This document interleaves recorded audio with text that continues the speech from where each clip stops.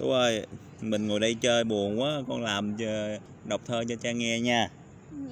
Rồi đọc cho cha. Bài thơ này chuyên ốc sư ở bạn nhà nghèo, chuyên một cô bắt ốc. Một hôm ba bắt được một con ốc xinh xinh, và nó biên biết xanh, không giống như ốc khác. Bà Hương không muốn bán, liền bỏ vào trong chuông, rồi bà lại đi làm.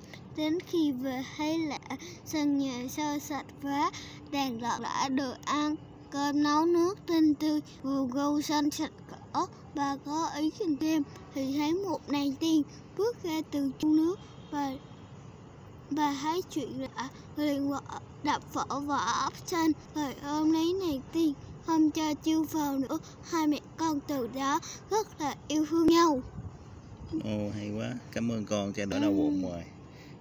Hôn cha đi, hôn chục đàng hoàng.